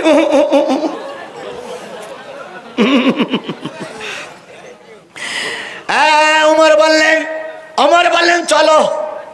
কয় যাবো তো, চাবি দেয়নি। যে যা খায় তার তাই ঢেকুর ওঠে না ভাই, যে যা খায় তার তাই ঢেকুর ওঠে না। আমাদের সম্মানিত চেয়ারম্যান সাহেব যখন হাসপাতালে হার্ট স্ট্রোক করলো, তার পরিবারের থেকে স্ট্যাটাস দেওয়া হলো, ইউটিউবেতে লেখা হলো নেতা এখন হাসপাতালে, সবাই দোয়া করবে, সবাই দোয়া করবে। আমি সেটা দেখলাম, দেখি দোয়াও করিনি বদ দোয়াও করিনি। যা যাবর যা, তা যাবর তা, যা করে আল্লাহ করুক, আমি তো দোয়াও করবো না বদ দোয়াও করবো না। আমাদের দেশের কিছু চিটিংবাজ হুজুর ছিল, তো এক এমপি গেছে মসজিদে নামাজ পড়তে, তো সিটিংমার হুজুর বলতেছে, এমপি সাহেব আপনি আইছেন এজন্য জাতি খুশি, আপনারাও খুশি, আপনারাও খুশি, মসজিদটার দিকে খেয়াল করবেন, শেখ হাসিনার নাম কিন্তু কোরআন শরীফে আছে। মানে কিছু নীতি হবে বলে পাম্পট্টি কত প্রকার। তো এমপি সাহেব বলতে, হুজুর এটা নতুন কথা শোনালেন যে? বলছি কেন?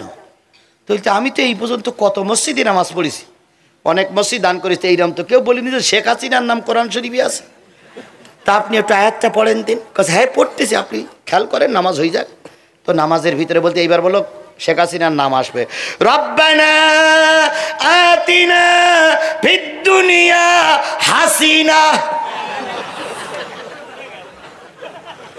কত বড় ফেরেববাস চিন্তা করে। ও মসজিদে টাকা নেওয়ার জন্য শেখ হাসিনার নাম কোন জায়গায় ঢুকিয়েছে, রব্বানা আতিনা ফিদ দুনিয়া হাসিনা ওয়াফিল আখিরাতে হাসিনা ওয়াকিনা আযাবান নার। রব্বানা আতিনা ফিদ দুনিয়া হাসানাতা, ওখানে হাসানাতাও না বলি হাসিনা বলি, অর্থ বলি। এরকম সিটিংবাজ মৌলবী আমাদের সমাজে ছিল কি ছিল না? এক কথা বলেন, ছিল কি ছিল না? আল্লামা নিজামীর ফাঁসির পরে ওরাই আনন্দ মিছিল করেছিল, আল্লামা সাঈদীর রায়ের পরে ওরাই আনন্দ মিছিল করেছিল। এ সিটিংবাজ হুজুরাই ফরিদপুরও আছে, ফরিদপুরও আছে, ফরিদপুরও আছে। এখানেও দুটো সাইড আছে, আমি চিনিছি, সব কটা চিনি বলি। এখন যদি ধরাই দিতে মারবেন বলে ধরাই দিচ্ছি না, এর ভিতরে কয়েকটা বসে আছে। আমি চেহারা দেখলে বলতে পারি ভাই, আমি কিন্তু জেন হুজুর বলেছি না, যেন আমি চেহারা দেখলে বুঝতে পারি কেটা কাটা সরকারের লোক। আমি দেখলে বুঝতে পারছি যে এর ভিতরে কেটা কাটা সরকারের দালাল আছে। আমি শুধু যদি বলি ওইটা ধর, বোর মুখ দেখা যাবে না, বলো ফাজলামি করে না, চুপচাপ শোনো, চুপচাপ আসো, ওইরকম ঘাপটি মেরে থাকো, বেশি মাথা উঁচু করে না, কাল্লা আলাদা করে ফেলবে জনগণ। আল্লাহ নবীর কথা ওসমান ইবনে তালহারে বলা হলো। ওসমান ইবনে তালহা বলতেছে, ভাই আমারে নিয়ে যাস রে ভাই, 10,000 মুসলমান। নবী ওমর তখন বলতেছে, 10,000 মুসলমান নবীর মুখের দিক তাকাই আছে, সুবহানাল্লাহ বলেন। নবী যদি একবার ইশারা না করে তোমার কিচ্ছুই হবে না। বাংলাদেশে একটাই দল আছে, যে দলটা উপরের আমিরের আনুগত্য করে চলে। উপরের আমির যা বলে এই দল তাই মেনে নিতে বাধ্য হয়। 64টা জেলার আমির নির্বাচন হয়ে গেছে, আর এক একটা জেলা 2-3 ভাগ থেকে গড়ে মোট মনে হয় 84 না 87 জন জেলা আমির নির্বাচন হয়েছে, 77 জন জেলা আমির নির্বাচিত হয়েছে, থানা আমিরও নির্বাচন হয়েছে। একটা জায়গায়ও জেলা আমির পরিবর্তন হয়েছে তার পক্ষের লোকেরা তার পক্ষে মিছিল বের করেনি। একজন থানা আমির পরিবর্তন হয়ে আর একজন থানা আমির এসেছে। যে থানা আমির আগে ছিল সেই থানা আমির কি কোনো জায়গায় মামলা দিয়েছে যে আমি বিপদের সময় ছিলাম আমি আর সুখের সময় আমার পরিবর্তন করতেছো? এ দল আমি মানি না, এরকম বাংলাদেশে কোথাও শুনেছেন আপনি? এর নাম আনুগত্য। একটা দল কেবল আনুগত্য করে চলে, নেতা যা বলে তাই শোনে। আল্লাহ রসুলের সাহাবীরা নবীজি যা বলেছেন এরা তাই শুনেছে। এরা অন্যায় ভাবে কারোর উপর হস্তক্ষেপ করেনি। এর নাম ইসলামী দল। এর পরেও যদি না বোঝো, যাবার সময় কিছু লোক বলবে হুজুর তো চেল্লা চেল্লি খুব করলো, তা কি বুঝইল? এর পরেও কিছু লোক বসবে না, কথা বলেন ঠিক না বেঠিক? এত কিছু বলার পরেও যদি না বোঝো তাহলে তোমার কপালে কসু কসু কসু। বুঝলে না বুঝলে তো কসু। ওমর বলতেছে চলো, যাবো তো, গিলি যদি কাল্লা আলাদা হয়। ওমর বলতেছে ওসমান ইবনে তালহা চলো, নবীর মন মানসিকতা দেখলাম ভালো। সুবহানাল্লাহ। তখন বলতেছে ভাই আমি যাচ্ছি, কিন্তু তোরা দুইজন আমার পাশে একটু থাকিস। গেলিপাত তো কিছু লোক কিল ঘুষি মারবে, তাই এইটা যেন হয় না। নবীজি ওমর বলতেছে মনে হয় হবে না। তারপরে আমি ওমর সামনে আসি, আলী পিছনে আসে, দুইজনকে মাঝখানে নিয়ে আসলাম। আল্লাহ নবীর সামনে যখন ওসমান ইবনে তালহা উপস্থিত, আল্লাহ নবী বলতেছে নাও ওসমান ইবনে তালহা চাবিটা নাও। সুবহানাল্লাহ বলবেন না? সুবহানাল্লাহ কি জোরে বলা যায় না? নাও চাবিটা নাও। ওসমান ইবনে তালহা নিজেই বলতেছি ইয়া রাসূলুল্লাহ, এ চাবির হকদার তো আমি না, এ চাবির হকদার হলো মুসলমানেরা। আমি এখনো কালেমা পড়ে মুসলমান হইনি, এ চাবি আমি নিতে পারি না। নবী বললেন কে মুসলমান আর কে অমুসলিম এটা আল্লাহ দেখে না। আল্লাহ দেখে তুমি মানুষ, আল্লাহ দেখে তোমার অন্তর। আল্লাহ দেখেছে তোমার অন্তর, তোমার অন্তরের ভিতরে কাবার মহব্বত আছে, তোমার অন্তরের ভিতরে চাবির মহব্বত আছে। আমার আল্লাহ বলে দিল চাবিটা যেন তোমার হাতে চলে যায়। এর নাম ইসলাম। এখান থেকে কয়েকদিন আগে দুই নেতার দুইটা সমাবেশ দেখেছি। এক নেতা সমাবেশে যাচ্ছে, কর্মীরা নেতার সঙ্গে মুসাফা করবে বলে হুড়ুহুড়ি করে একটু যেয়ে নেতার গায়ে একটু ধাক্কা লেগেছে, নেতা মেরেছে থাপ্পড়। বড় নেতা মেরেছে থাপ্পড়। লোকটা কাসুমাসু করে কাঁদতে কাঁদতে নেতার সামনে দিয়ে চলে গেল। আর একজন নেতাকে দেখেছি জনসভায় যাচ্ছে, অনেক দূরে একটা লোক কোমরে কানলাটি দিয়ে প্রতিবন্ধী, এক পায়ে এগিয়ে আসতেছে নেতার সামনে, একটু দেখবে, নেতাকে একটু সালাম করবে। নেতা দূর থেকে দেখলো একজন প্রতিবন্ধী হেঁটে আসতেছে। নেতা সবাইকে ফাঁক করে ওই প্রতিবন্ধীর কাছে চলে গেল। প্রতিবন্ধীকে জড়াই ধরে বলতেছে ভাইজান বেশি তাড়াহুড়ো করার দরকার নেই, তুমিও মানুষ আমিও মানুষ, তোমার মর্যাদা আর আমার মর্যাদা আল্লাহর কাছে সবাই সমান, বরং আমার সেই মর্যাদা তোমার বেশি যদি তোমার অন্তরে আল্লাহর ভয় থাকে। দুইজন নেতা আমরা দেখলাম, একজন নেতা থাপ্পড় মারলো আর একজন নেতা বুকে জড়াইয়ে ধরলো। এরপরেও যদি তোমাদের কোন দল করতে হবে যদি না বোঝো, তাহলে জিবরিল এসে বুঝলু বুঝ আসবে বলে আমার মনে হয় না। তবে দুঃখিত, আন্তরিকভাবে দুঃখিত, আমি ওই সমস্ত নেতাদের এখন নাম বলতে পারছি না। কেন বলতে পারছি না? যদি জামাতের নেতার নাম ধরি তাহলে বিএনপি ওরা ফেপিয়ে ফুলিয়ে, আর যদি বিএনপির প্রশংসা করি জামাতের নেতারা আমার এমন ঘুষি মারবে দাঁত মাত ছাড়াই ফেলবে যে আপনি কি বিএনপির পাবলিসিটি করার জন্য আসছেন? এই জন্য আমি কোনো দলের পাবলিসিটি করার জন্য এখানে আসিনি, দলের পাবলিসিটি করিনি। সত্য কথা বলতেছি, কোরআনের হক কথাগুলো, কথা বলেন ঠিক না বেঠিক? কার পক্ষে গেল আর কার বিপক্ষে গেল এতে জিহাদির কিচ্ছু আসে যায় না। আমার ভাইরা, উভয় আমার ভাই, বিএনপি জামাত দুইজনই আমাদের ভাই, কথা বলেন ঠিক না বেঠিক? এখন যদি নিজেদের ভিতরে দ্বন্দ্ব বাঁধে তাহলে দেশের ক্ষতি হবে না লাভ হবে? কোনো দ্বন্দ্ব বাঁধানো যাবে না। বিএনপির ভাইরাও কেন্দ্রের নির্দেশের অপেক্ষায় থাকুন, জামাতের ভাইরাও কেন্দ্রের নির্দেশের অপেক্ষায় থাকুন। কেন্দ্রের থেকে যে সিদ্ধান্ত আসে আমরা সেই সিদ্ধান্তই মেনে চলব। কেন্দ্রের থেকে যদি বিএনপির লোককে সাপোর্ট করার জন্য বলা হয়, জামাত মাথা পেতে নেবে।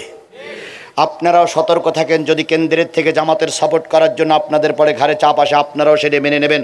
দ্বন্দ্ব করবেন না, দ্বন্দ্ব করবেন না, দ্বন্দ্ব করবেন না। আমরা দুইজন দ্বন্দ্ব করলেই ভারত আবার ঢুকে পড়বে, শেখ হাসিনা আবার ঢুকে পড়বে। এই জন্য এখন যেভাবেই হোক দেশের স্বাধীনতা, সার্বভৌমত্ব এবং গণতন্ত্র রক্ষা করতে হবে। কথা বলে ঠিক না বেটি? 15.5 বছর কষ্ট পেয়েছি, জাতি আর কষ্ট পেতে চায় না। এই জন্য এখন সময় এসেছে ঐক্যবদ্ধ হয়ে থাকার। কারা কারা কোরআনের ছায়া তলে ঐক্যবদ্ধ হতে রাজি আছেন? 2 হাত উঁচু করে আল্লাহরে দেখান।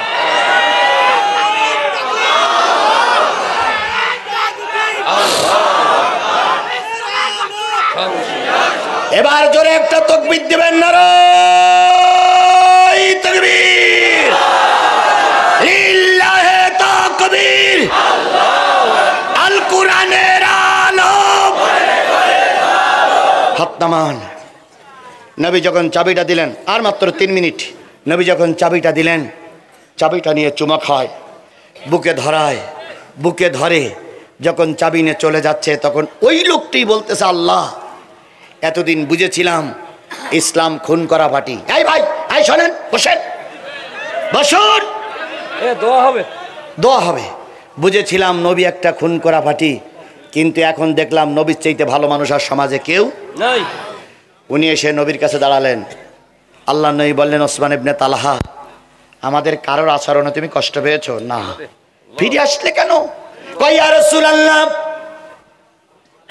নেতারা বলতো আপনি মানুষ খুনি, নেতারা বলতো আপনার দলের লোক জঙ্গি, কিন্তু এখন নিজে চোখে দেখলাম আপনার চাইতে ভালো মানুষ আর সমাজে কেউ নাই। সুতরাং আমি আপনার দলে ঢুকতে চাই, আপনার দলের কর্মী হতে চাই। আমাকে ইমানের কলেমা পড়ে আপনার দলে ঢুকায় নিন। তাহলে যে দলে এমন সম্মান পাওয়া যায়, আমরা সেই দলে থাকতে রাজি আছি কিনা? সে দলটা হলো কোরআনের দল। সে দলটা কিসের দল? আমরা সবাই কোরআনের দলে থাকবো ইনশাআল্লাহ। সূরা ফাতিহা পড়ুন, হয়ে গেছে। সূরা ফাতিহা পড়ুন, ইখলাস পড়ুন। বসেন, বসুন, বসুন, বসুন। সূরা ফাতিহা, ইখলাস পড়ুন। ভাই পড়েন, সবাই পড়েন। বিসমিল্লাহির রহমানির রহিম, আলহামদুলিল্লাহি রাব্বিল আলামিন। পড়েন। আর রহমানির রহিম, মালিক ইয়াউমিদ্দিন, ইয়্যাকা না'বুদু ওয়া ইয়্যাকা নাস্তাঈন।